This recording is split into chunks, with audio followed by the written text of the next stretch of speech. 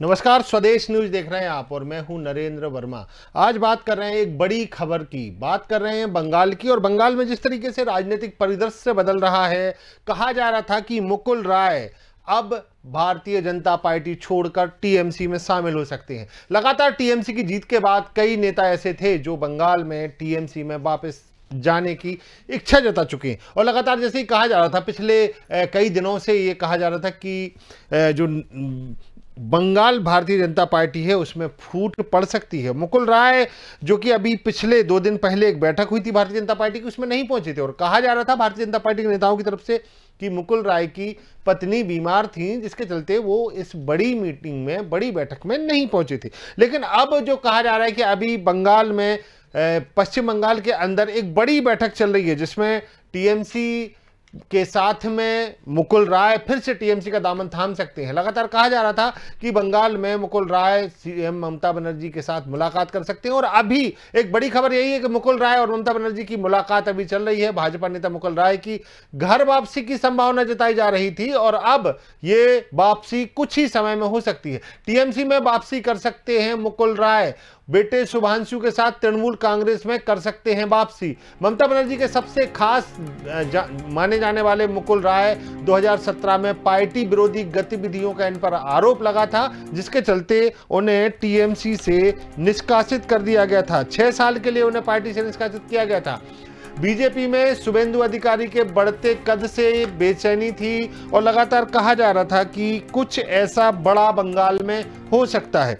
हमारे साथ अभी कुछ दिन पहले इस पर हम जब डिबेट कर रहे थे तो बताया गया था कि कई भारतीय जनता पार्टी के नेता हैं जो अब घर वापसी कर सकते हैं, क्योंकि बंगाल में जिस तरह से टीएमसी की जीत हुई थी और टीएमसी की जीत के बाद में लगातार कयास लगाए जा रहे थे। हालांकि विपक्ष ने एक रणनीति के तहत घेरना शुरू किया था। बंगाल हिंसा को प्रमुख माना जा रहा था कि बंगाल में जो हिंसा हो रही है उसको लेकर कहीं ना कहीं घेरने की तैयारी थी ममता बनर्जी को। लेकिन यहाँ पर कुछ उलट हो गया और अब कह सकते हैं भारतीय जनता पार्टी के कई नेता अब टीएमसी में शामिल हो सकते हैं। इसमें सबसे बड़ा नाम है मुकुल राय, जिनकी अभी बंगाल में ममता बनर्जी के साथ बैठक चल रही है। 3 बजे ये बैठक तय हुई थी और अभी सबसे बड़ी इस पूरे दिन भर की खबरों को अगर देखा जाए तो मुकुल राय और ममता बनर्जी की मीटिंग जो अभी बंगाल में कोलकाता में चल रही है। और कुछ ही देर में ऐसी खबरें आ रही हैं कि कुछ ही देर में मुकुल राय शामिल हो जाएंगे टीएमसी में। एक बड़ी खबर कह सकते हैं हम, बेटे शुभांशु के साथ में वो पहुंचे हैं और एक बड़ी बैठक अभी जो हो रही है ममता बनर्जी के साथ में बैठक चल रही है। इस तमाम बातचीत पर चर्चा करने के लिए हमारे साथ टीएमसी नेता फरीद खान, बीजेपी नेता जॉय चौधरी और वरिष्ठ पत्रकार निर्मलेंदु शाह बंगाल से जुड़े हैं हमारे साथ। निर्मलेंदु जी, बहुत बहुत स्वागत है आपका स्वदेश में। निर्मलेंदु जी, कहा जा रहा था 2-4 दिन से कयास लगा जा रहे थे कि जब बंगाल में भारतीय जनता पार्टी की बड़ी बैठक हो रही थी उसमें नहीं पहुंचे थे मुकुल राय, तब से ही ये बातों का बाजार गर्म था और इस तरीके कयास लगाए जा रहे थे कि मुकुल राय टीएमसी में वापसी कर सकते हैं। क्या कहेंगे आप इस पूरे मामले में? सबसे पहले तो मैं आपको धन्यवाद देता हूं, आपने मुझसे एक सवाल पूछा जी। उस सवाल का जवाब यह है कि 11 जुलाई 2011 को असम में हुए एक रेल दुर्घटना हुई थी जी। उस दुर्घटना में भी प्रधानमंत्री के कहने के बावजूद मुकुल राय साहब दुर्घटना पर नहीं गए थे जी जी। ये बता दूं, ये उनकी आदत है जी, क्योंकि वो अंदर से बहुत कट्टर हैं और स्वाभिमानी हैं, ईमानदार हैं और एक बहुत अच्छे इंसान है। मैं कलकत्ता में एबीपी न्यूज में मैं जब था तब उनसे कई बार मिला और सबसे अच्छी बात यह है कि मैंने उनके साथ कई बार चाय भी पी, तो मैंने उनको अंदर से टटोला। तो उस समय उनको बाद में हटा दिया गया था और दिनेश त्रिवेदी को रेल मंत्री बनाया गया था। आप लोगों को याद है कि नहीं है? जी जी। लेकिन चलिए, ये एक बात बता रहा हूँ कि जब भी कभी वो यू टर्न लेते हैं तो अंतिम बार वो सलाम करते हैं और उस मीटिंग में नहीं जाते। ये बीजेपी के साथ भी हुआ, इससे पहले भी हुआ था जी। मतलब लौट के मुकुल राय घर को आएंगे जी। अच्छी बात है। अच्छी बात इसलिए है कि ये बीजेपी में रहना, क्योंकि बीजेपी में रहकर बीजेपी के लोगों को समझ पाना, संभलना वो इतना आसान नहीं है। वो भले ही बीजेपी के नेशनल वाइस प्रेसिडेंट बन गए हों, लेकिन वो अंदर से एक आज भी ईमानदार हैं। और आप लोगों को बता दूं, उनके साथ ममता दीदी के बहुत अच्छे संबंध है, बहुत गहरे संबंध है। उस समय भले ही विवाद हो गया हो, उनको 6 साल के लिए बैठा दिया गया हो, लेकिन आज भी उन दोनों में मतलब कहीं ना कहीं कड़ी जुड़ी हुई है और इसी कड़ी के कारण उन्होंने ये निर्णय लिया होगा। अच्छा, कहा जाता है कि पश्चिम बंगाल में बीजेपी के संयोजक थे और कहा जाए कि चुनाव में भी बड़ा अहम रोल रहा है उनका। हालांकि जब उनकी पत्नी बीमार हुई तो ममता बनर्जी भी पहुंची थी उनसे मिलने के लिए, उनका हालचाल जानने के लिए। तो क्या माना जा रहा है कि पश्चिम बंगाल में हार के बाद भारतीय जनता पार्टी के जो इतने लोग जो कि टीएमसी से टूट कर आए थे, ये तो हो सकता है कि ममता की रणनीति हो। अभी ममता जी को समझना बहुत मैं खिलाड़ी शब्द यूज नहीं करूंगा, सॉरी, मैं ममता जी को ये कहूंगा वो रणनीतिकार हैं, बहुत समझदार महिला है। जिस महिला के खिलाफ सारे लोगों ने मोर्चाबंदी कर दी और बीजेपी का पूरा कुनबा उनको हराने के लिए वहां पहुंचे, लेकिन वो 200 सीट करते करते 77 सीट में आ गए। 200 सीट उनको नसीब नहीं हुआ। मतलब झूठ पर झूठ बोलते बोलते, तो ये एक अंग्रेजी में कहावत है, the birds of the same feather flock together. चोर के साथ रहता है, चोर और मतलब रह नहीं सकता, चोर के साथ ही रहता है, चोर और साहूकार एक साथ रह नहीं सकता। तो ममता जी ईमानदार है, बहुत कर्मठ है और वो देश की जनता के लिए, बंगाल की जनता के लिए वो काम करती हैं। तो इसी तरह टीएमसी, ये जो टीएमसी में ज्वाइन कर रहे हैं, दोबारा लौट कर आ रहे हैं हमारे मुकुल राय जी, ये भी बहुत ईमानदार हैं और इसीलिए इन दोनों की पटती है। देखिए, मैं फिर कह रहा हूँ, the birds of the same feather flock together. चोर और साहूकार एक जगह नहीं रह सकते। रात भर उन दोनों के कमरे में आप बंद कर दें तो रात भर जो है वो बोलेगा कि तुमको चोरी करके क्या मिला, वो बोलेगा तुम्हें ईमानदारी से क्या मिला। तो यही होता है, ये दोनों ईमानदार है, दोनों ईमानदार फिर से जुड़ गए हैं। तो इससे मुझे लगता है कि मैं जहां तक समझता हूं इसमें बंगाल की जनता का भला होगा। अच्छा, आपने कहा कि शायद हो सकता है ये कि ये रणनीति हो सकती है, रणनीति के तहत भारतीय जनता पार्टी में गए थे मुकुल राय जी। तो क्या मानना है आपका कि अब वो रणनीति उनकी सफल रही जिसके लिए वो गए थे? अभी तो और भी लोग आएंगे जी, मैं अभी आपको बता रहा हूँ जी। अभी कुछ लोग और लौट कर आएंगे, बहुत जल्द आएंगे। आप फिर मुझसे बात करेंगे तब आपको पता चलेगा। इसलिए लौट कर आएंगे कि जो लोग गए थे सुहाना सफर, उनको लगा था कि हमारा सफर जो है सुहाना हो जाएगा, वो सुहाना सफर नहीं होगा, क्योंकि बीजेपी में किसी की नहीं चलती है, वहाँ एक ही व्यक्ति की चलती है। लेकिन निर्मलेंदु जी, एक बात मैं आपसे पूछना चाहता हूँ। आप वरिष्ठ जर्नलिस्ट हैं और आपने बहुत काफी लंबे समय से बंगाल की राजनीति को करीब से देखा है। ये कहाँ की बात होती है, पार्टियों में भी कहिए नैतिकता होती है, और भारतीय जनता पार्टी की बात करें या फिर टीएमसी की बात करें या भारतीय एक सिस्टम की बात करें कि भारतीयों में जैसे कहा जाता है कि नैतिकता भी होती है और कई तरीके से जो चीज़ें होती हैं, तो क्या आपको नहीं लगता कि अब जो राजनीति हो रही है वो कहीं ना कहीं स्वार्थ की राजनीति होती है कि जब भाई हमें लगता है कि इसका पलड़ा भारी है तो हम दूसरी पार्टी में चले जाते हैं? ये दल बदल कितना हानिकारक हो सकता है देश के लिए? दल बदल हानिकारक हो सकता है और हानिकारक हुआ है। जब वो वहां से उस पार्टी में, आज बीजेपी के पार्टी में गए तो हानिकारक हुआ उनके लिए। वो अच्छा मतलब नहीं कहा सकता, और यही कारण है उनको जब लगा कि मैंने गलती की है, उन्होंने महसूस किया, क्योंकि उनकी वहां नहीं चलेगी। भाई देखिए, जिस पार्टी में उतने सालों से रहे हैं उस पार्टी में उनकी जितनी सुनी जाएगी, लोग जितने मानेंगे, उस नई पार्टी में जो लोग जानते भी नहीं है उनकी बात क्यों सुनी जाएगी? जब उनकी बात सुनी जाएगी, बंगाल के लोगों की मानसिकता क्या है? वो चाहते हैं कि जो भी जहां पर है वरिष्ठ पदों पर उनकी बात सुनी जाए, और जब उनकी बात नहीं सुनी जाती तो दल बदल कर लेते हैं, फिर वापस जब समझौता होता है तो आ भी जाते हैं। इसमें मैं नहीं समझता कि कोई बड़ी बात है, क्योंकि इन दोनों की पटरी बहुत पहले से पट रही है और ये दोनों अच्छे, समझदार और ईमानदार और कर्मठ व्यक्ति हैं। बिल्कुल निर्मल जी, हमारे साथ फरीद खान साहब जुड़े हैं। फरीद जी, आपका बहुत बहुत स्वागत है स्वतंत्र न्यूज में। फरीद जी, हम अभी 4 दिन पहले भी बात कर रहे थे, शायद 2 दिन पहले हम बात कर रहे थे, आपने कहा भी था कि भारतीय जनता पार्टी के बहुत सारे नेता आने वाले हैं या बहुत जल्दी आ सकते हैं, आपने कहा था। आपकी बात पे मोहर लग गई है एक तो। दूसरी चीज, कितनी देर बाद ऐलान हो जाएगा कि मुकुल राय फिर से टीएमसी के हो गए हैं? जी बिल्कुल नरेंद्र जी, मैंने आपको पहले भी कहा था, और मैंने ये बात, अगर आप शुरू से इलेक्शन से पहले से लेकर अगर चलते चले आए तो आज तक मैं जो भी कह रहा हूँ, मैं ये नहीं कहता कि मैं कोई ज्योतिषी हूँ, मगर देखिए जी कि बात सही हो रही है। हमारे नेता जी, मुकुल राय जी हमारे तृणमूल भवन में पहुंच चुके हैं। हमारी नेत्री ममता बनर्जी से मुलाकात चल रही है अभी, और हमारी नेत्री श्रीमती ममता बनर्जी और मुकुल राय जी मिलकर ज्वाइंट प्रेस कॉन्फ्रेंस करेंगे 3:30 बजे। ओके, 3:30 बजे ये ऐलान हो जाएगा, मतलब सीधी सी बात है। अच्छा, जितने टीएमसी के नेताओं को बीजेपी में लाने का श्रेय था कि मुकुल राय की वजह से बहुत सारे भारतीय जनता पार्टी में पहुंचे थे टीएमसी के नेता, क्या उन सबकी वापसी होना तय माना जा रहा है अब? देखिए आगे आगे होता है क्या, लेकिन सबसे बड़ी बात यह है कि हमारे जो नेता श्री मुकुल राय जी हैं, ये तो तृणमूल के one of the founder member भी हैं। जब तृणमूल की रजिस्ट्री हुई थी तो ये भी एक सिग्नेटरी है। तो मुकुल राय जी तो हम लोगों को या ममता बनर्जी को छोड़कर कहीं जा ही नहीं सकते, रह ही नहीं सकते। उनकी तो आत्मा बसती है तृणमूल कांग्रेस में जी। आज ये बहुत खुशी की बात है, बंगाल के लिए बहुत खुशी की बात है, बंगाल के लोगों के लिए बहुत खुशी की बात है कि दो आत्माओं का आज मिलन हो रहा है। मुकुल राय जी फिर से वापस हमारे यहाँ आ रहे हैं। हमारे वर्करों में काफी उत्साह है और हमारे तृणमूल वाले भी काफी उत्साहित हैं उनको इस बात को लेकर। निर्मलेंदु जी, आपसे चूंकि आपने शुरू में भी कहा था कि आपको जल्दी जाना है, तो मैं आपसे एक सवाल पूछना चाहूँगा। फिर हमारे साथ भारतीय जनता पार्टी के जॉय चौधरी भी जुड़े हैं, उनसे बात करेंगे। निर्मलेंदु जी, इसके पहले जैसे कि हम अभी फरीद जी से बात कर रहे हैं और उसके पहले भी हम इसके साथ एक डिबेट कर रहे थे, उसमें टीएमसी की तरफ से ये कहा गया था कि जो नेता भारतीय जनता पार्टी में गए थे टीएमसी छोड़ के, अब वो अगर टीएमसी में आना चाहते हैं तो उसके लिए एक कमेटी बनाई जाएगी और फिर उन पर निगरानी की जाएगी कि भाई ये लोग हमें छोड़ के गए थे तो ये कहीं हमारे लिए नुकसानदायक साबित ना हो जाए। तो उसकी भी निगरानी की बात की थी टीएमसी ने। तो आपका क्या कहना है कि भाई जो ऐसे नेता होते हैं जो पहले किसी और पार्टी में चले जाते हैं फिर घर वापसी की बात करते हैं, मैं नाम नहीं लेना चाहूंगा, लेकिन एक महिला ने मैं आपको थोड़ा समझाता हूँ जी।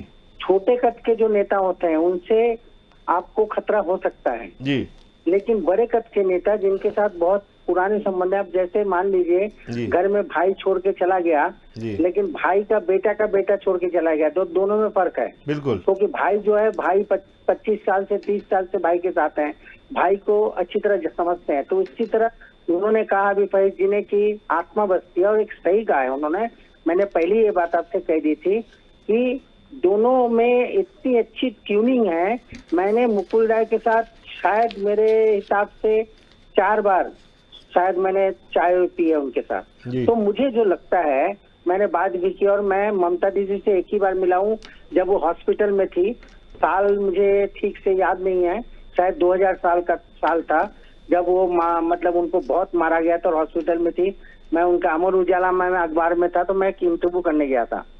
तो मैंने एक चीज देखा कि ये ममता जी जितनी कॉन्फिडेंटली बात करती हैं, सच्चाई के साथ बात करती हैं, उसी के लिए ममता से लोग जुड़े। ममता एक आइकन है, ममता वहाँ का सीएम ही आइकन है।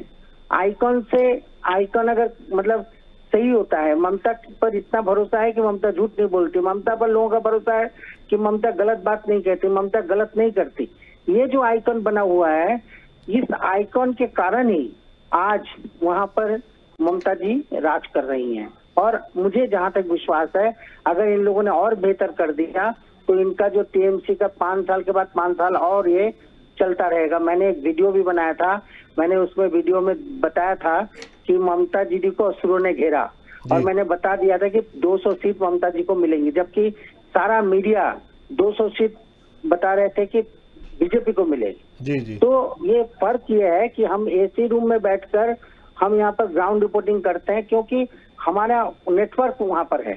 आपका नेटवर्क जब तक सही नहीं होगा तब तक आप रिपोर्टिंग नहीं कर सकते। मेरा नेटवर्क जबरदस्त है और मैं जो अच्छे लोग हैं उसको समझता हूँ। मैंने अभी थोड़ी देर पहले कहा था, the birds of the same feather flock together. बिल्कुल, ईमानदार व्यक्ति ईमानदार आदमी को पहचानता है और ईमानदार व्यक्ति बेईमान को पहचानता है। तो ये दोनों अपने अपने काम में ईमानदार है। देखिए, ईमानदार मतलब खाली पैसे का नहीं होता, ईमानदार मतलब बोल चाल का होता है, जो कहा वो किया उसका होता है, बोल वचन वाला नहीं होता। निर्मलेंदु जी, इसको कैसे देखा जाए कि बीजेपी में शुभेंदु अधिकारी का जो कद बढ़ रहा है उससे कहीं बेचैनी थी क्या मुकुल राय के? नहीं, कोई कद नहीं बढ़ रहा है, आप वो कद घट गया उनका जी। मैं समझाता हूँ क्यों जी। जिस गढ़ में उन्होंने सालों राज किया, ठीक है, वहाँ पर कुछ ही वोटों से वो जीत गए जी। अगर वो उन्होंने सालों राज किया होता तो इसका मत तो उनको बहुत सारे वोटों से जीतना चाहिए था, नहीं जीत पाए वो जी। आप इस बात को दूसरे रूप में देखिए, ममता जी ने चैलेंज करके, ठीक है हार गई वो, लेकिन उन्होंने ये दिखा दिया कि तुम्हारे कारण वहाँ पर लोग तुम्हें पहचानते नहीं है, मेरे कारण पहचानते हैं, लेकिन उसमें उनको हार मिली है। लेकिन एक तरह से अब देखा जाए तो ममता जी की जीत हुई है वहां पर। बिल्कुल। जॉय चौधरी हमारे साथ जुड़े हुए हैं, भारतीय जनता पार्टी के नेता हैं। जॉय चौधरी जी नमस्कार, आपका बहुत बहुत स्वागत है स्वदेश न्यूज में। जॉय जी, क्या हो रहा है अब पश्चिम बंगाल, भारतीय जनता पार्टी में भगदड़ सी मच गई है? देखिए, भगदड़ से ऐसी कोई बात नहीं कि भगदड़ मची हुई है जी। जो आए थे तृणमूल से आए थे, तृणमूल वाले ही जा रहे हैं जी। कोई भी हमारे बीजेपी के कार्यकर्ता या बीजेपी के नेता नहीं पार्टी छोड़ रहे हैं। जो तृणमूल से आए थे एक समय अपना मकसद लेकर के, उनका स्वार्थ सिद्धि नहीं हो पाया, और स्वार्थ सिद्धि नहीं हो पाया इसलिए वो लोग आपस में फिर से रिटर्न कर रहे हैं। कोई हमारे जो वरिष्ठ नेता हैं या हमारे इवेंट की हमारे कोई छोटे मोटे कार्यकर्ता भी जो बीजेपी के हैं वो दल नहीं छोड़ रहे हैं, पार्टी नहीं छोड़ रहे हैं। ये लोग आए थे एक स्वार्थ लेकर के, स्वार्थ इनका मकसद पूरा नहीं हुआ, अब वापस अपने आप को जा रहे हैं। अच्छा, जब भारतीय जनता पार्टी ज्वाइन की थी मुकुल रॉय जी ने, तो कहा जा रहा था कि टीएमसी को बड़ा झटका लगा है। अब वो भारतीय जनता पार्टी छोड़ के जा रहे हैं, तो भारतीय जनता पार्टी को लिए कितना बड़ा झटका है ये बंगाल में?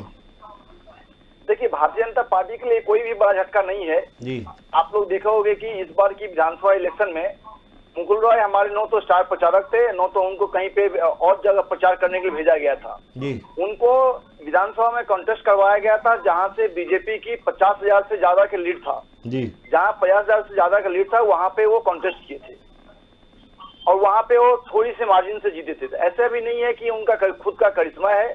हाँ, वो बड़े नेता है, बड़े कद के नेता है, कुछ तो प्रभाव है उनका पार्टी में जी। लेकिन हमें लगता है कि नो तो उनके साथ एक जैसे जब वो तृणमूल छोड़ करके बीजेपी में आए थे उस समय भी उनके साथ कोई नो तो एमपी एमएलए जो संवैधानिक पद पर बैठे हुए हैं कोई आए थे, नो तो अभी जब वो बीजेपी छोड़कर तृणमूल में फिर से घर वापसी किए हैं, तो हमें लगता है कि हमारे कोई भी एमपी एमएलए या कोई भी बड़ी नेता उनके साथ कोई जाने वाला है। फरीद जी, अब कौन और कितने दिनों बाद कहानी अब खुलने वाली है? और सर आगे देखिए होता है क्या जी, देखते रहिए आप। ये जो हमारे मित्र जय चौधरी जी बोल रहे हैं कि मुकुल राय में ना कोई करिश्मा था ना कुछ था, तो मुझे याद है जिस दिन मुकुल राय जी ने भाजपा ज्वाइन की थी और एक जगह बैठ कर मीटिंग कर रहा था, मैं भी कुछ दिन पहले मुकुल राय जी के साथ रहा करता था, हालांकि मैंने भाजपा कभी नहीं की। मुकुल राय जी ने बोला मैं कहाँ फंस गया, ये तो सिर्फ बड़ा बाजार की पार्टी है, इसका तो कोई जनाधार ही नहीं है बंगाल में। तो मुकुल राय जी ने जाने के बाद वहां पर जो इस तरह का इनके संगठन को तैयार किया, संगठन को आगे बढ़ाया, मगर जब उन्होंने सब कुछ वहां तैयार कर लिया तो इनके बड़े नेताओं ने उनको खुद उसकी जगह नहीं दी।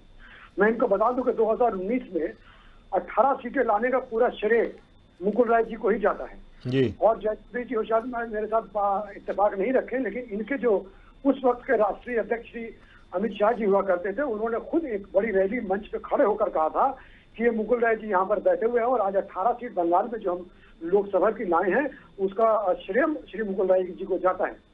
तो 2019 में जब 18 सीट लाने के बाद मुकुल राय ने जो अपना जो करिश्मा दिखाना था दिखा दिया, मगर इनकी अपनी पार्टी में एक दूसरे को दरकिनार करने के लिए एक दूसरे से खतरा था शायद, बल्कि उनको शायद अलग करके रखा था। लेकिन अच्छा ही है कि जो हुआ अच्छा हुआ। मुकुल राय जी घर लौट कर आए हैं और हम उनका स्वागत करते हैं। मुकुल राय जी बहुत बड़े नेता हैं, बहुत अच्छे दिल के मालिक हैं, जैसा कि हमारे वरिष्ठ पत्रकार साहब बता रहे थे जी। सच में बहुत ईमानदार नेता हैं और एक ईमानदार नेता एक ईमानदार नेता के साथ रहना चाहता है और ईमानदारी से जब हम लोग मिलकर काम करेंगे तो मुझे नहीं लगता कि आने वाले 50 सालों तक भाजपा। अच्छा फरीद जी, अगर मान लीजिए भारतीय जनता पार्टी की 2 मिनट के लिए हम मान लेते हैं कि इस चुनाव में भारतीय जनता पार्टी की सरकार बन जाती, तब भी मुकुल राय लौट कर आ जाते टीएमसी में? देखिए, कल किसने देखा ये तो मैं नहीं कह सकता, लेकिन जिस तरह से हम लोग देख रहे थे मुकुल राय जी इतने बड़े नेता, ऑल इंडिया के इनके नेशनल के वाइस प्रेसिडेंट, उनको जिस तरह से दबा के अलग करके रखा हुआ था। इनके एक प्रेसिडेंट है यहाँ पर, वो दिलीप घोष जी, उनके जिस तरह के बयानात आते हैं वो समझते हैं कि वो सिर्फ यहाँ के जो भी है मालिक वही हैं, वो एक प्राइवेट लिमिटेड कंपनी के मालिक की तरह बिहेव करते हैं। तो मुझे नहीं लगता कि इनके यहाँ कोई भी स्वाभिमानी नेता इनके यहाँ काम करेगा और मुझे लगता है कि बहुत से नेता अभी भी और लाइन में हैं, वो भाजपा छोड़कर यहाँ पर चले आए। कई विधायक भी सुना है, ऐसी खबरें आ रही हैं कि आपके कांटेक्ट में है। मैंने वही बताया आपको कि आगे आगे देखिए होता है क्या। जैसे हमारे जय चौधरी जी बोल रहे थे जो आए थे वो जाएंगे, मेरा तो ये कहना है कि जो इनके साथ वहां पर थे, और मैं अभी नाम नहीं लेना चाहूंगा, जो इनके पुराने अपने लोग भी थे, वो भी सारे के सारे लोग कांटेक्ट में। इनके यहाँ पर तानाशाही है, चाहे वो दिल्ली हो और चाहे ये बंगाल हो। इनके नेता जो बात करते हैं तानाशाही रूप में बात करते हैं, कोई भी स्वाभिमानी व्यक्ति वो चीज को बर्दाश्त नहीं करेगा। जॉय चौधरी जी, फरीद जी ने तो सीधा बोल दिया है कि भाई भगदड़ मची, अभी तो और सारे लोग आ सकते हैं आपके, तो ऐसा क्या हार के बाद में कहना चाहिए कि कहीं ना कहीं अब मोह खत्म हो रहा है भारतीय जनता पार्टी से आपके ही नेताओं का? देखिए, हमारे नेताओं कोई मोह खत्म नहीं हो रहा है। मुकुल रॉय जी आए थे एक बड़ा सपना लेकर के कि उनका सपना यहाँ बंगाल में पूरा होगा, मुख्यमंत्री का सपना पूरा होगा। पार्टी जितना सीट चाहिए था उतना सीट ला नहीं पाई, बंगाल में पावर में नहीं आ पाई। तो मुकुल रॉय जी सोचे कि फिर मेरा अपना है, और रहा बात दूसरी, तो उनका खुद का बेटा सुब्रांशु राय चुनाव हार चुके हैं, और जिससे हारे हैं तृणमूल कैंडिडेट से, वो एक समय में बीजेपी के नेता थे हमारे, और अभी वो तृणमूल चले गए थे, और उनसे ही सुब्रांशु राय ने हारे हैं। तो कहीं हद तक अपने बेटे के मोह में, बेटा हार गया, बेटा को फिर से कहीं जिताना है, बेटा को स्टेब्लिश करना है, इस मोह माया में वो फिर से पार्टी छोड़ करके वो तृणमूल में वापस किए हैं। लेकिन हमें लगता है इससे हमारी पार्टी को कोई नुकसान नहीं होगा। हमारे जो भी बीजेपी के कार्यकर्ता हैं, जो भी वो एकजुट के लड़ेंगे। हम इससे पहले भी हम देख चुके हैं कि एक समय में 2 सांसद थी, वहां से हम आज इतने 350 के ऊपर सांसद है हमारी।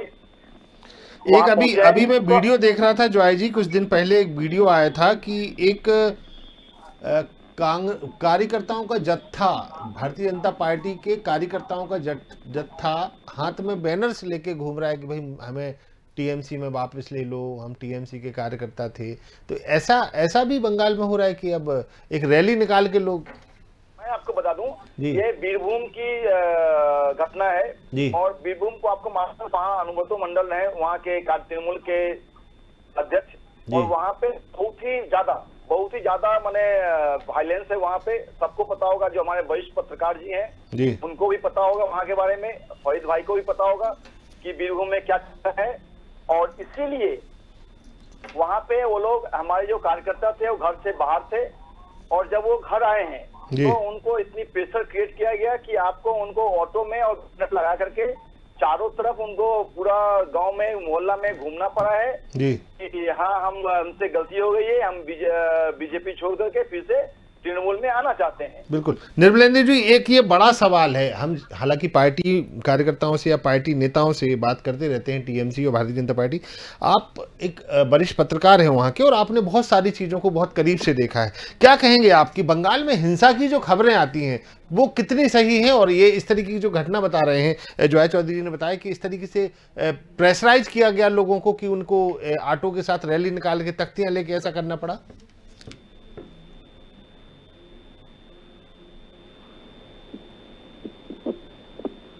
निर्मलेंद्र जी, आवाज आ रही है आपके पास? हेलो, हाँ निर्मलेंद्र जी, आवाज आ रही है आपके पास? हाँ हाँ, आ रही है। मैंने आपसे सवाल किया था कि एक बंगाल में जो अभी जैसे जॉय चौधरी ने कहा कि जो मैंने उनसे सवाल किया था कि जो कार्यकर्ताओं का एक जत्था निकला था, तो उनका कहना है कि कार्यकर्ताओं को इतना प्रेशराइज किया जा रहा है, कार्यकर्ताओं के साथ अत्याचार, बर्बरता की जा रही है। कई वीडियो, अभी जैसे कल रात को भी मुझे कुछ वीडियो प्राप्त हुए जिसमें इस तरीके की हिंसा देखी जा रही है, कार्यकर्ताओं के बीच में मारपीट हो रही है। क्या कहेंगे आप, ये कितनी सही बातें हैं बंगाल में हिंसा को लेकर? देखिए, मैं अभी दिल्ली में हूँ जी, तो मैं दिल्ली पे एग्जैक्टली ये कह नहीं सकता जी कि मतलब वहाँ हिंसा कौन फैला रहा है जी, लेकिन ये तय है कि कोई भी व्यक्ति शांति चाहता है या चाहती है, ठीक है। तो वहाँ पर शांति को अशांति में बदलने के लिए जो लोग काम कर रहे हैं वो गलत कर रहे हैं, और कौन लोग काम कर रहे हैं ये आपको पता है। वहाँ पर अशांति फैलाकर राज करना चाहते हैं, जो कि संभव नहीं है। वो मैं 100% श्योर तो नहीं हूँ, क्योंकि मैं फिर कह रहा हूँ अभी मैं दिल्ली में बैठा हूँ, लेकिन मैं वहाँ के लोगों को जानता हूँ। बंगाल में क्या होता है, आप किसी को आंख दिखाएंगे तो आपको छोड़ेगा नहीं, वहाँ की मानसिकता है। वहाँ पर पढ़े लिखे लोग हैं, सभ्य लोग हैं। आपको याद होगा जब दीदी पर व्यंग्य किया गया था तो सारी महिलाएं घर से निकल कर आकर वोट दी, क्योंकि उनको असम्मान लगा, ठीक है। बंगाल में क्या होता है कि सेंटिमेंट्स बहुत ज्यादा है, जो कि मुझे लगता है पूरे देश में उतना नहीं है, साउथ में भी थोड़ा बहुत है। उस सेंटिमेंट के चलते अगर आप किसी को आघात करेंगे, मतलब सेंटिमेंट में वो करेंगे, हम पर करेंगे, तो सेंटिमेंट में करने से कुछ भी हो सकता है, वो लोग खून खराबे में भी आ सकते हैं। लेकिन अभी जो कुछ चल रहा है मैं एग्जैक्टली जानता नहीं हूँ, इसलिए मैं कह नहीं सकता, लेकिन वो वहाँ के लोग ऐसे नहीं है, वहाँ के लोग शांति प्रिय हैं। हम बंगाल में मतलब अभी नहीं है, लेकिन हमने बचपन बिताया है, बचपन में देखा है हिंदू मुस्लिम एक ही घर में बैठकर, मेरे सारे दोस्त मुस्लिम थे, बैठकर खाना खाते थे, कभी मैंने कोई हिंसा देखी ही नहीं। तो मैं इसको मान नहीं सकता, ये हिंसा फैलाया जा रहा है। ये जो कुछ वीडियोज आ रहे हैं उसमें कुछ वीडियोज इसलिए आ रहे हैं कि वीडियोज में अगर आप नेगेटिव नहीं दिखाएंगे तो वीडियोज देखे नहीं जाएंगे, सच्चाई सामने आएगी नहीं। लेकिन एक चीज है कि शांति चाहेंगे तो शांति होगा, वो चाहेंगे तो शांति आएगी और ये चाहेंगे तो आएगी। लेकिन मुझे लगता है कमो बेश परसेंटेज वाइज कोई ज्यादा है कोई कम है, नहीं जैसे कि जिस दिन चुनाव हुए, जिस दिन परिणाम आए, उस दिन भारतीय जनता पार्टी के दफ्तर में आग लगा दी गई, या फिर जगदीप धनखड़ की बात करें तो वो भी लगातार शिकायत करते रहते हैं कि। मुझे एक बात बताइए, धनखड़ जी को वहाँ पर सुलह करने के लिए भेजा गया है या टीएमसी को प्रोवोक करने के लिए भेजा गया है? वहाँ वो टीएमसी को प्रोवोक कर रहे हैं ना, वो हर काम में दखलंदाजी कर रहे हैं, उनको दखलंदाजी का कोई हक नहीं है जी।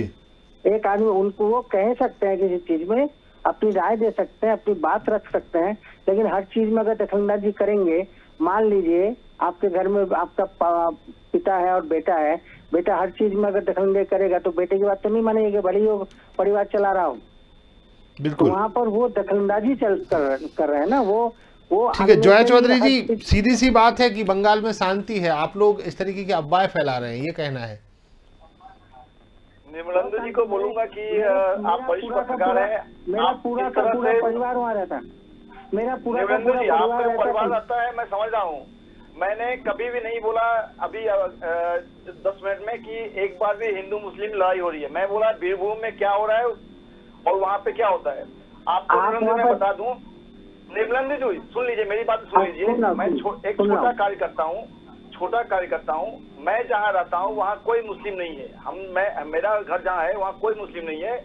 और इलेक्शन होने के बाद इसी तरह मैं मीडिया से घर लौट रहा था, इलेक्शन के दिन जिस दिन रिजल्ट निकला था उस दिन मैं सारा दिन मीडिया में था, मीडिया से लौट रहा था, और कुछ शांति के दूत, आप जिसके बारे में बोल रहे हैं शांति यहाँ पे, वही शांति के दूत मेरे गाड़ी की सामने की कांच, बोनेट की कांच और पीछे की कांच एकदम से तोड़ दिए।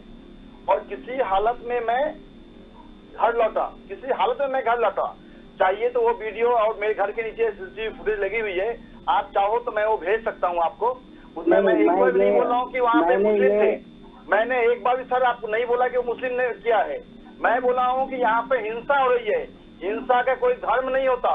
मैंने एक बार भी नहीं बोला कि मुस्लिम क्या है, हिंसा का कोई धर्म नहीं होता, चाहे वो हिंदू हो, चाहे मुस्लिम हो, क्रिश्चियन हो। लेकिन बंगाल में वायलेंस हो रही है, बंगाल में नहीं तो हाई कोर्ट नहीं बोलता कि सर उन्हें वायलेंस के बारे में। आप एक बार आइए, मैं आपको दायित्व लेकर बोलता हूँ, मैं आपको दिखाता हूँ, देखिए वायलेंस हो रही है कि नहीं हो रही है। देखिए वायलेंस दोनों तरफ से हो रही है, एक आदमी थप्पड़ मारेगा और दूसरा थप्पड़ नहीं मारेगा, ऐसा होता नहीं है। वायलेंस दोनों कर रहे हैं, एक कोई कम कर रहा है कोई ज्यादा कर रहा है, ऐसा हो ही नहीं सकता कि निर्मलेंद्र जी आप यदि मुझे अपना नंबर दे दें, मैं अपनी घर की जो मेरी वीडियो जो था सीसीटीवी फुटेज, वो फुटेज मैं आपको भेज देता हूँ, आप फुटेज में देख लेना कि मैं भेज दूंगा निर्मलेंद्र जी, जया चौधरी जी को मैं आपका नंबर भेज दूंगा, आप अभी स्क्रीन पे जी। देखिए मैं आपको एक बात फिर बता रहा हूँ, थोड़ा शांति से सुनिए। मैं कह रहा हूँ कि शांति एक तरफ से अशांति नहीं होती है, दोनों तरफ से होती है, किसी की ज्यादा होती है, किसी की कम होती है। मैं ये बात पहले भी बोल चुका हूँ, अब फिर बोल रहा हूँ कि मैं वहाँ नहीं रहता हूँ, मुझे नहीं पता आपके साथ हुआ होगा, किसी भी टीएमसी के साथ भी हुआ इसी तरह। तो ये सारी चीजें जो है आपस में मिल बांट मैं बोल रहा हूँ बंगाल में वायलेंस किसी हालत में नहीं होना चाहिए। देखिए अरे बंगाल में नहीं, पूरे देश में नहीं होना चाहिए, लेकिन अभी इनका काम है कि किसी भी हालत में जो है इसको लॉ एंड ऑर्डर को जबरदस्त करने के लिए ये बात आपकी नहीं हो, चाहे वो बीजेपी कार्यकर्ता चाहे कोई भी कार्यकर्ता हो। लेकिन यहाँ पे देखा जाता है खाली बीजेपी के कार्यकर्ता ही यहाँ पे आक्रांत हो रहा है, यही खाली सफर हो रहा है। ये आपकी बात सही है कि लॉ एंड ऑर्डर जो है उस पर हम लोग काम करें, लेकिन मैं ये एक बात कहना चाहता हूँ कि हिंसा जब भी होती है एक तरफा नहीं होती है। चलिए, एक तरफा हो या दो तरफा हो, हिंसा नहीं होनी चाहिए। फरीद जी, आपकी पार्टी सत्ता में है, क्यों नहीं रोक पा रहे हैं आप हिंसा को? चलिए, अच्छा है आपके पास में भारतीय जनता पार्टी के जो लोग गए थे, भारतीय जनता पार्टी में जो लोग गए थे लौट के आ रहे हैं, और भी लोग लौट के आए। आपकी पार्टी अब तो जीत भी गई है, लेकिन ये हिंसा रोकने में क्यों नाकाम है टीएमसी वहां पर? हिंसा रोकने के लिए सबको एक साथ जुट कर काम करना पड़ेगा। वही निर्मलेंद्र जी, मैंने वही फरीद जी से पूछा है कि फरीद जी की पार्टी वहाँ पर है। तरफ से नहीं होता है फरीद जी, आरोप करेंगे, वो आरोप करेंगे, आप करेंगे, वो करेंगे, दोनों तरफ से सामूहिक रूप से फरीद जी की आवाज होगा। फरीद जी की आवाज नहीं आ रही है, पीसीआर से बोलूंगा फरीद जी की आवाज। हाँ फरीद जी, जवाब दीजिए आप। मैं ये कह रहा था कि हिंसा अगर होगी तो रोकी जाएगी। यहाँ पर कोई हिंसा नहीं हो रही है।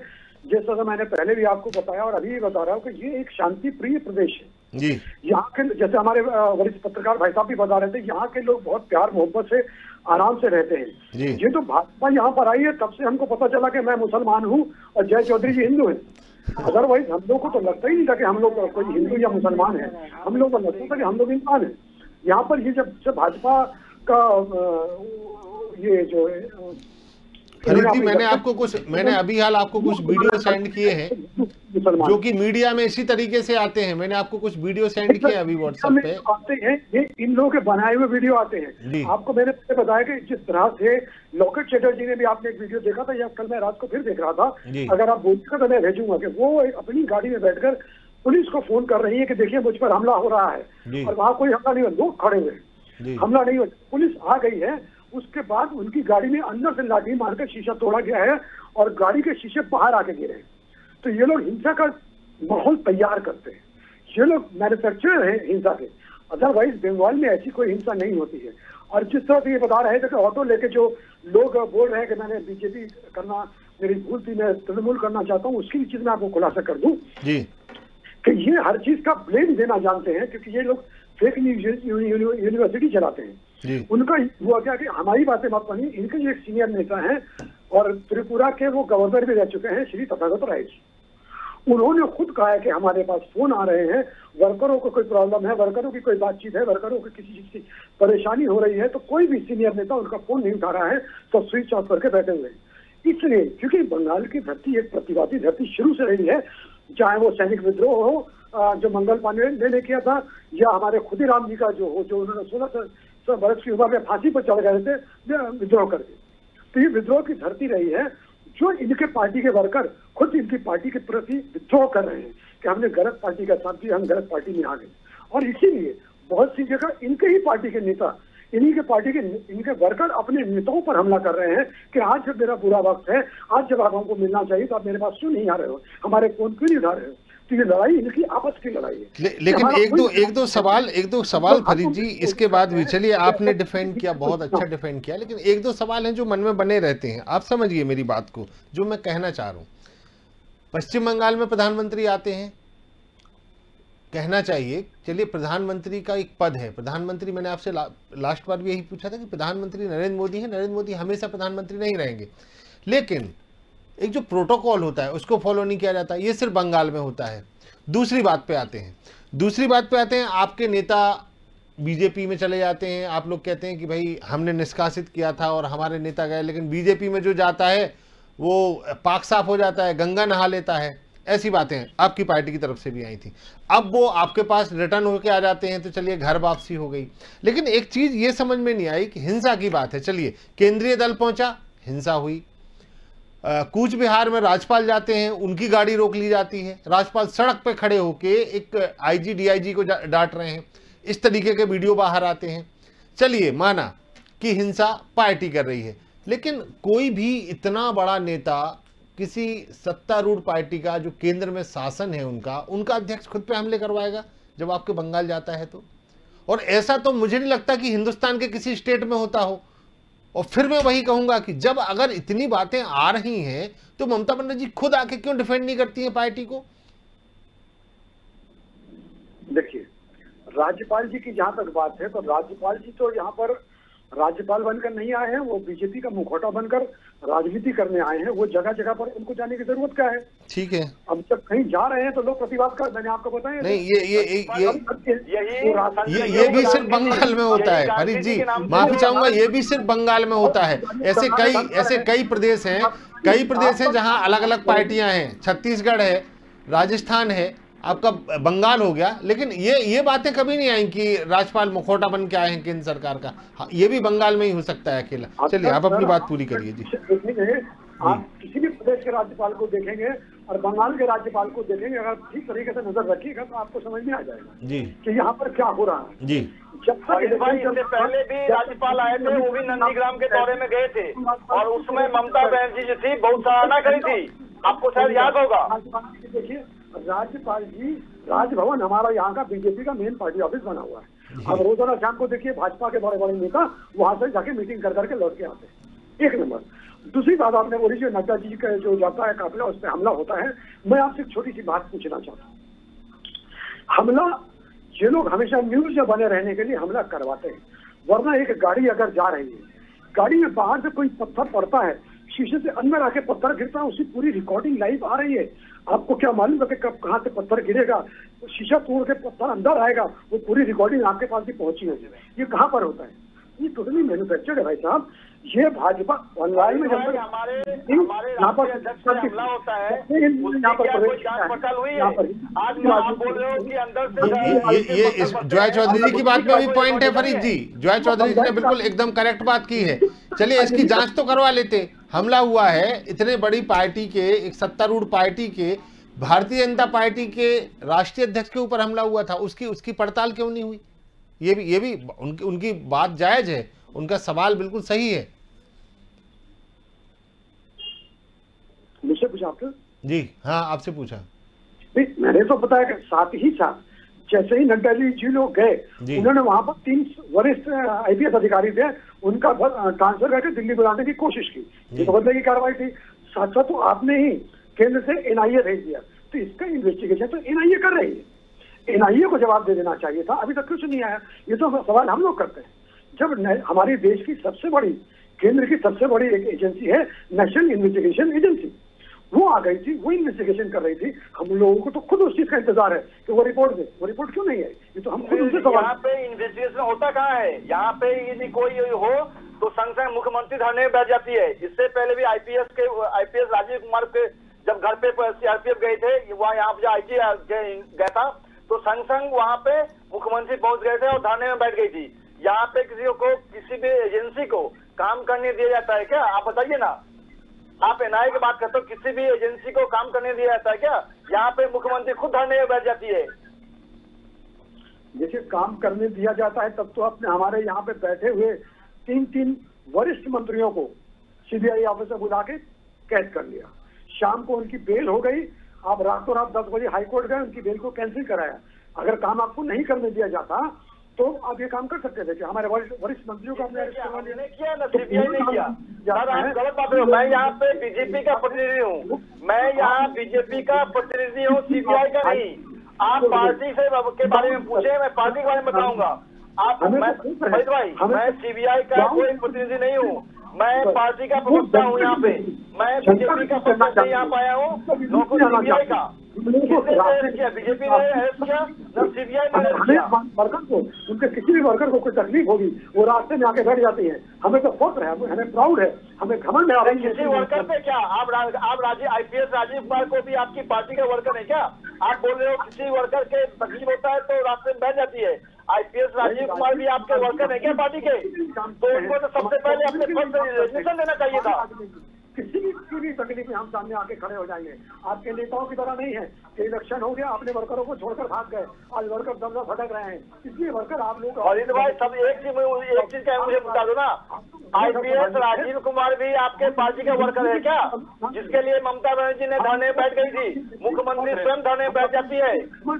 ऐसे भगवान ऐसी नेत्री पूरे देश को दे, भगवान ऐसी नेत्री पूरे प्रदेश को। और इसी मीडिया में 2 दिन पहले आपने बोला था मुकुल राय भी चोर है, आज वही मुकुल राय आपके पार्टी में गए हैं, तो आपका मुद्दा क्या है? आप क्या बोलोगे? जब इसी नार्थ स्ट्रिंग में 3 मंत्रियों जेल गए थे और मुकुल राय को नहीं पकड़ा गया था, तो आपने उठाया था प्रश्न कि मुकुल रॉय क्यों नहीं अरेस्ट किया गया। अभी आप क्या बोलोगे? अभी आपका क्या करना है मुकुल रॉय के बारे में? अभी क्या? बिल्कुल कह रहा हूँ, जिसके बारे में कहा है उसको हमने लिया नहीं है। अगर आपको याद होगा जय चौधरी जी, किसको नहीं लिया है? आपने मुकुल रॉय को नहीं लिया है। आप प्रेस देख लीजिए, ऑलरेडी प्रेस चालू हो गया है। मुकुल रॉय बीजेपी ज्वाइन कर चुके हैं, बीजेपी छोड़ करके तृणमूल ज्वाइन कर चुके हैं। मुकुल रॉय एक बार चेक तो करो। मैं आपकी बात का जवाब दे दूं? एकदम देखिए, मुकुल राय जी के बारे में हमने कभी नहीं कहा, मुकुल राय जी के बारे में हमारी नेत्री ने कभी नहीं कहा कि मुकुल राय जो है। मुकुल राय बहुत अच्छे नेता हैं, वरिष्ठ नेता हैं। अगर आपको याद होगा इलेक्शन कैंपेन में हमारी नेत्री ने खुद मंच से कहा था कि मुकुल राय भालो लो, बाकी उन लोगों के नहीं কথা বলছি, मुकुल राय भालो लोग। अगर आपको नहीं याद है तो बोलिए, मैं क्लिपिंग निकाल मैं सुना दूं। मैं क्या इंडिया के बाद क्लिपिंग होगा, मैं आपको भेज देता हूँ। आपका नंबर मेरे पास है, मैं आपको भेज दूंगा। उसी मुकुल राय के बारे में कुणाल घोष जो आपका तृणमूल का प्रवक्ता है, वो क्या बोलता है वो सुन लीजिए। उसी मुकुल राय के बारे में आपके दूसरे नेता अभिषेक बैनर्जी क्या बोलते हैं, वो उसका वो क्या कुछ भी नहीं बचेगा और आपकी पार्टी खत्म हो जाएगी बंगाल। सरकार कोई भी सुनिए फरीद जी, एक अभी मैं 17 तारीख की आपको न्यूज बताता हूं। 17 मई को मुकुल रॉय की गाड़ी में तोड़फोड़ हुई थी और उन्होंने टीएमसी पर आरोप लगाया था। बीजेपी नेताओं के मकान को घेरा, ये भी उन्होंने आरोप लगाया था। अभी वो कुछ दिन पहले तक आरोप लगा रहे थे कि भाई टीएमसी के लोग हमारी गाड़ी में तोड़फोड़ कर दी मुकुल रॉय। अब वो आपकी पार्टी में आ गए, अभी उन पे केस रजिस्टर्ड हो रहे थे। बात सही है। अब आप कह रहे हैं कि वो बहुत ईमानदार व्यक्ति हैं, अभी उनके ऊपर केस रजिस्टर्ड हो रहे थे, बातें हो रही थी, सब चीज़ें। तो कि कहीं ये दबाव की राजनीति तो नहीं है कि उनको इतना दबाव डाला गया हो कि वो फिर से आपकी पार्टी में आ गए? देखिए, राजनीति में साहब दोषारोप तो लगते ही रहते हैं जी। जब तृणमूल में थे तो यही भाजपा वाले लोग बोलते थे मुकुल चोर, मदन चोर, और बाद में उन्होंने उनके केंद्रीय नेताओं ने अच्छे से गले लगाया था, जो क्लिपिंग आपके यहाँ मैं देख रहा हूँ। तो राजनीति में आरोप दोषारोप तो होता ही रहता है। लेकिन मैं आपको बता दूं कि मुकुल राय एक बहुत अच्छे नेता हैं, बहुत अच्छे संगठक हैं। और मुकुल राय और ममता बनर्जी की जो जोड़ी है, अगर ये जब जोड़ी मिल जाती है, हमारे नेता मुकुल राय जी हैं, हमारे नेता शिवतो बख्शी जी यहाँ पर हैं, अभिषेक बंदोपाध्याय है, ये सब जो लोगों की चौकड़ी जब मिलेगी तो आप देखिएगा कि हमारे ही प्रदेश में नहीं पूरे देश में जिस तरह ममता बनर्जी के नाम फैलेगा, आप देखते रह जाइएगा। भाजपा को तो अपने आप समझाने की जरूरत है कि अभी भी सही लाइन पर आ जाए, लोगों के काम पर ध्यान दें, पेट्रोल पर ध्यान दें, किसानों के काम पे ध्यान दें, जनता के कामों पे ध्यान दें, देश में वैक्सीन का काम पूरा कराएं। जिलों से सिर्फ राजनीति हिंदू और मुसलमान, सिख और ईसाई के लड़ाने पे काम करते रहते हैं। अब बहुत वक्त हो गया है, टाइम आ गया है, जनता के लिए काम करें। जिस तरह से हमारी नेत्री ममता बनर्जी जनता के लिए काम करती है, जनता के बीच में रहने का काम करते हैं। हमारे मित्र जय जी बोल रहे थे कि वो रास्ते पे आके बैठ जाती है, जय जी को बुरा लगता है, लेकिन हमारे लिए तो ये घमंड की बात है। घमंड से बोलते हैं कि देखो हमारी नेत्री ममता बनर्जी आ रही है, देखो हमारी नेत्री ममता बनर्जी आ रही है, ये हमारे लिए बहुत घमंड की बात है। अच्छा फरीद जी, सौगत राय जी ने तो ये भी कह दिया है कि कई जो लोग हैं भारतीय जनता पार्टी के जो अभिषेक बनर्जी के लगातार संपर्क में हैं और इनको दो हिस्सों में बांटा है, सॉफ्ट लाइनर और हार्ड लाइनर। क्या कहेंगे, मुकुल राय कौन सी कैटेगरी के थे, सॉफ्ट लाइनर थे कि हार्ड लाइनर थे? देखिए, मुकुल राय जी तो हमेशा से सॉफ्ट लाइनर रहे हैं जी, सभी से मिलकर चलते हैं और शायद इसीलिए जी भाजपा में वो अपने आप को एडजस्ट भी नहीं कर सके, क्योंकि भाजपा एक हार्ड लाइनर पार्टी है। मुकुल राय बंगाल में सबको, हिंदू मुसलमान सिख ईसाई को लेकर चलने वाले नेता थे और वहां पर जाकर उनको बांध दिया गया था कि सिर्फ एक आंख से ही तुमको एक वर्ग को देखना है, मुझे ऐसा लगता है। और शायद इसीलिए उनका वहां दम घुट रहा था। उसके बाद उनके जो नेताओं का जो रवैया सबके प्रति रहा है, मुकुल राय एक वरिष्ठ नेता हैं, देश के रेलवे मंत्री रह चुके हैं और तमाम बड़े जहाज मंत्री रह चुके हैं। तो ये रहा है, मुकुल राय एक सॉफ्ट नेता है। और हमारे अभी अभिषेक बनर्जी को भी प्रमोट किया गया है, ऑल इंडिया जनरल सेक्रेटरी बनाया गया है, वो भी बहुत सॉफ्ट लाइनर है, बहुत ही इंटेलिजेंट नेता है और बहुत ही दूरदर्शी नेता है। तो मुझे नहीं हो उस पार्टी का ऑल इंडिया जनरल सेक्रेटरी, जिस पार्टी का ऑल इंडिया में कोई अस्तित्व नहीं हो, उस पार्टी का भी ऑल इंडिया जनरल सेक्रेटरी होता है क्या? आप तो मैंने बंगला में कहावत है, गोरुड़ गाड़ी हेडलाइट, मैंने गोरुड़ गाड़ी हेडलाइट, बंगला में ये कहावत है। मन जिस पार्टी के ऑल इंडिया में कोई अस्तित्व नहीं हो, उस पार्टी का ऑल इंडिया का जनरल सेक्रेटरी, क्या हंसी वाली बात कर रहे हो परेश भाई? जी बंगाल प्रदेश के जनरल सेक्रेटरी। नहीं जय जी, शायद आपको पॉलिटिकल जानकारी कम है मेरे ख्याल से। कोई बात नहीं, होता है और कभी कभी कम भी होता है। हमारी पार्टी ऑल इंडिया पार्टी है, इसीलिए हम लिखते हैं। अदरवाइज इलेक्शन कमीशन किसी को भी ऑर्डर नहीं देता है। पहले हम तृणमूल कांग्रेस लिखते थे, अभी हमारे पास AITC जो हम लिखते हैं, all India Trinamool Congress party है। मैंने आप बोलना चाहते हो कि आपकी पार्टी खाता पेन में माने कॉपी पेन में आपकी पार्टी जो है ऑल इंडिया है, जनता के बीच में ऑल इंडिया नहीं है, जनता के बीच में ऑल इंडिया नहीं है, खाता पेन में है। जय जी मेरी बात सुनिए, खाता पेन में है। अरे जानकारी बढ़ाने में क्या जाता है? अगर जानकारी कम है तो बढ़ा लीजिए ना। नहीं मैं जानकारी लूंगा, तो मुझे जानकारी चाहिए, तो मैं तो आपसे सीख रहा हूं। फरीद जी एक बड़ी खबर ये आ रही है अभी कि 4:30 बजे ममता बनर्जी प्रेस कॉन्फ्रेंस करेंगी।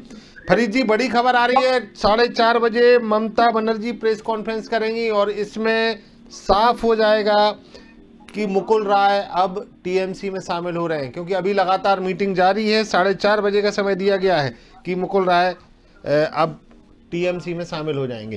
जय चौधरी जी एक बात आपसे पूछना चाहूंगा कि जिस तरीके से कई नेताओं ने TMC के कई नेता हैं जो भारतीय जनता पार्टी में आए थे उस समय और अब जा रहे हैं, भारतीय जनता पार्टी छोड़कर जा रहे हैं, एक हिसाब से कहा जाए कि हालांकि आप लोगों ने अच्छी फाइट दी, वहां पर बड़ी विपक्ष बनकर वहां पर उभरे हैं, लेकिन कहा जाए कि कैसा विपक्ष है ये? आप एक तो सबसे पहली बात आप कह रहे हैं कि हिंसा हो रही है, आप पे भी हिंसा हुई, आपने कहा कई आपके कार्यकर्ताओं की 40 कार्यकर्ताओं की मृत्यु की जो बात कर रहे हैं, प्रधानमंत्री से भी मिले थे इस पूरे मामले को लेकर। लेकिन ये जो पूरी कवायद है, कहना चाहिए कि यहाँ तक हुआ कि आपके विधायकों को भी सुरक्षा देनी पड़ी। आखिरकार बंगाल में भारतीय जनता पार्टी अपने कार्यकर्ताओं को पिटने से नहीं बचा पा रही है, जबकि आपकी केंद्र में सरकार है। हम लोग फेडरल स्ट्रक्चर पर विश्वास करते हैं और राज्य का जो कानून व्यवस्था है राज्य को देखना पड़ेगा। केंद्र सरकार राज्य के कानून व्यवस्था को संज्ञान ले सकता है, पर यहाँ पे हर छोटी बड़ी घटना को दखलंदाज नहीं कर सकती है, इसमें इंटरफेयर नहीं कर सकती है, क्योंकि ये फेडरल स्ट्रक्चर में ऐसा नहीं होता। तो आप यहाँ पे राज्य सरकार जो है, आप कोई बड़ा आंदोलन कर सकते हैं वहाँ पर, कोई बड़ा एक आंदोलन हम यहाँ पे बड़ा आंदोलन करेंगे। हमारी जितने भी MLA MP वगैरह हैं सभी कलकत्ता में धरने पर उतरेंगे, सभी आंदोलन करेंगे। लेकिन अभी जो है कोविड का प्रोटोकॉल है, कोविड का महामारी था और इस कोविड महामारी को इन्होंने इसके काम में लगाया है। ये कोविड महामारी के चक्कर में हम लोग रास्ते पे नहीं उतर रहे हैं कि हमारे कार्यकर्ता भी आएंगे और कार्यकर्ता आएंगे तो उनकी जान पे खतरा हो सकता है कोविड का और मृत्यु हो सकती है कोविड पे, इसलिए हम लोग कोई बड़ी आंदोलन नहीं कर सकते हैं। लेकिन इससे पहले भी लास्ट 3 दिन पहले हमारी स्टेट कमेटी में मीटिंग हुई थी और हमारे ऑनरेबल स्टेट प्रेसिडेंट दिलीप दा ने बोला था कि हम लोग रास्ते में उतरेंगे और आंदोलन करेंगे। तो हम लोग आंदोलन की रास्ता अपनाएंगे और यहाँ पे जो अराजकता है, बंगाल में जो अराजकता फैला रखी है तृणमूल कांग्रेस, उसकी हर अराजकता का हम लोग जवाब देंगे, मुंह तोड़ जवाब देंगे और यहाँ जनता के बीच में जाएंगे कि जनादेश देखिए आपने जो जनादेश दिया है क्या इसी हिंसा के लिए जनादेश दिया है, और हम जनता के बीच में जाएंगे। फरीद जी अब कहना चाहिए कि जो दल बदल करके लोग आपके पास आ रहे हैं, सॉफ्ट लाइनर हार्ड लाइनर तो उन्हें रखा ही है, और सबसे बड़ी बात ममता बनर्जी के हाथ में पूरी बात दे दी है, पूरी बागडोर दे दी कि वो जिसको चाहेंगी लेंगी। क्या कहेंगे आप? इसके बाद और कितने नेता हैं जो आ सकते हैं और कब तक आ सकते हैं? लेकिन सबसे पहले तो मैं बता दूं कि हमारी पार्टी में हार्ड लाइनर कोई है नहीं, हमारी पार्टी ही सॉफ्ट लाइनर है जो सब एक नजरिए से देखकर चलने वाली पार्टी है। और मैं आपकी बात को बता रहा हूँ, पहले जय जी वाली एक बात थोड़ी अधूरी रह गई थी ऑल इंडिया पार्टी के नाम पर। जय जी को मैं बताना चाह रहा था कि बिप्लब देब जी त्रिपुरा के चीफ मिनिस्टर बने हैं, यही जब हमारे मुकुल राय जी गए थे वहां पर हमारे तृणमूल के 6 MLA थे, तो मुकुल राय जी ने ले आके वहां पर बीजेपी ज्वाइन कराई थी और उसके बाद वो लोग जीत कर आए थे और आज वो 6 MLA के बदौलत ही बिप्लब देब जी वहां पर चीफ मिनिस्टर हैं। तो ऐसे बहुत से उदाहरण मैं दे सकता हूँ। मणिपुर में हमारे इसके लिए आपका ऑल इंडिया पार्टी हो गया क्या? मैंने वहाँ पे आपका संगठन वंस अपॉन अ टाइम, एक समय में आपका वहाँ पे संगठन था, इसलिए आप ऑल इंडिया पार्टी हो। वहाँ पे एक समय में आपका संगठन था, इसके लिए आप ऑल इंडिया पार्टी हो। आप जनता के जनता ने आपको नहीं बोला ऑल इंडिया पार्टी। बंगाल के किसी बाहर किसी प्रदेश में आपका अस्तित्व है क्या? अभी बंगाल के बाहर किसी अस्तित्व है क्या आपका? मुझे ये बताए ना, मुझे ये नहीं पता है, मुझे ये नहीं पता है कि तो मैं आपसे जानकारी ले रहा हूँ कि बंगाल के बाहर किसी प्रदेश में आपका अस्तित्व हो तो जॉय जी, फरीद जी अपनी बात पूरी कर लें, फिर मैं आपके पास आता हूँ। फरीद जी, आप अपनी बात पूरी करिए। जी मैंने कर ली। जी। हालांकि समय की कमी है, एक एक और मैं आप लोगों से क्वेश्चन लूंगा। सबसे बड़ी बात, जॉय चौधरी जी, क्या माना जाए, बंगाल हिंसा को लेकर पार्टी की तरफ से बहुत जल्द कोई बड़ा स्टैंड देखने को मिलेगा? कोविड जैसे यहाँ पे लॉकडाउन और कोविड की थोड़ी सी भी हालत सुधरती है, हम लोग रास्ते में उतरेंगे। जितनी कम संख्या में हमारे कार्यकर्ता को लेकर के हम आंदोलन में उतरेंगे। और यहाँ पे हमारे जो कार्यकर्ता पे हमले हो रहे हैं, कार्यकर्ता अभी भी घर से बाहर हैं। 3 दिन पहले मैंने लास्ट मैं बात कर रहा हूँ आपका लास्ट फ्राइडे को हमारी कलकत्ता में 350 मानिकतला में 350 कार्यकर्ता को पुलिस के हस्तक्षेप के बाद कोर्ट के प्रतिनिधि के द्वारा उनके घर के वापसी किया गया है। तो इस तरह हम लोग हर जगह जाएंगे और जितने भी कार्यकर्ता अभी भी हमारे घर से बाहर हैं, सबको हम लोग घर में वापसी करवाएंगे। और हमारे जो भी जनप्रतिनिधि हैं, एमएलए एमपी हैं, सबको रास्ते में उतरेंगे और हम लोग कार्यकर्ता को लेकर के कलकत्ता में एक बड़ा सा आंदोलन कर रहे हैं। बिल्कुल। फरीद जी, क्या कहेंगे आप? 4:30 बजे खुशखबरी आ रही है। जी बिल्कुल, मुकुल राय आ चुके हैं, हमारे पार्टी ऑफिस में बैठे हुए हैं। हमारी मुख्यमंत्री ममता बनर्जी, हमारे बंगाल के प्रेसिडेंट श्री सुब्रतो बख्शी जी और तमाम सीनियर अधिकारियों, सभी नेताओं के साथ बैठ के चर्चा चल रही है। और वो 4:30 बजे ममता बनर्जी हमारी नेत्री प्रेस कॉन्फ्रेंस करेंगे, उसमें अनाउंस हो जाएगा।